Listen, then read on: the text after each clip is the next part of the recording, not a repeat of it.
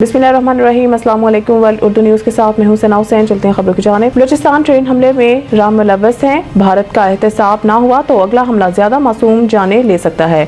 खालसा रहनुमा Sikh for justice गिरप्तोनत Singh Pannu ने अपने बयान में कहा है कि बलूचिस्तान में ट्रेन दहशतगर्द हमले में भारत की बदनाम जमाना खुफिया रा एजेंसी मुलव्वस है। आलमी इदारे भारतीय कौमी सलामती के मशीर अजीत दोवल और रा के खिलाफ कार्रवाई करें। उन्होंने कहा कि भारत पाकिस्तान के खिलाफ खुफिया जंगी हिकमत अमली के ब्लूप्रिंट पर अमल कर रहा है।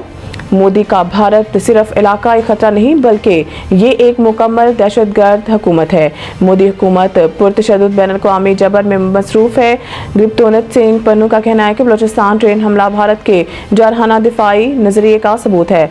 भारत खुफिया दहशतगर्द कार्रवाइयों से पड़ोसी ममालिक को गैर मुस्तकिम करना चाहता है और बैरून मुल्क मुखालफिन के कत्ल, इंतहा पसंदी और सरहद पार दहशतगर्दी में मुलव्वस हैं। सिक्योरिटी ज़राए का बताना है कि फोर्सेस के ऑपरेशन के दौरान हमलावर अफगानिस्तान में अपने अकाउंट से भी राब्ते में थे। वज़ीर-ए-आज़म की उज़्बेकिस्तान के साथ किए गए फैसलों पर फौरी अमल यकीनी बनाने की हिदायत। वज़ीर-ए-आज़म शहबाज शरीफ से उज़्बेकिस्तान के सफ़ीर जनाब अलीशेर तख्ताइफ ने वज़ीर-ए-आज़म हाउस में मुलाकात की। वज़ीर-ए-आज़म ने सफ़ीर से दौरा ताशकंद के दौरान मेहमान नवाजी पर इज़हार तशक्कुर किया। वज़ीर-ए-आज़म ने उज़्बेक सफ़ीर के जरिए उज़्बेकिस्तान के सदर के लिए नेक ख्वाहिशात का इज़हार किया। वज़ीर-ए-आज़म ने अपने दौरे के दौरान दोनों ममालिक के माबैन दो तरफ़ा ताल्लुकात पर होने वाले शानदार पेशरफ्त पर इत्मीनान का इज़हार किया। शोबा कानूनी, मादनियात, रेलवे और काबिल तजदीद तवानाई में ताउन पर गुफ्तगू हुई। वज़ीर-ए-आज़म ने दो तरफ़ा ताल्लुकात पर होने वाली पेशरफ्त पर इत्मीनान का इज़हार किया।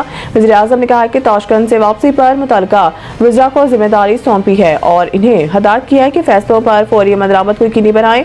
उज़्बेकिस्तान के सफ़ीर ने वज़ीर-ए-आज़म की नेक ख्वाहिशात पर शुक्रिया अदा किया और कहा है कि उज़्बेकिस्तान के सदर पाकिस्तान के साथ ताल्लुकात मजबूत बनाने के लिए पुरअज़्म हैं।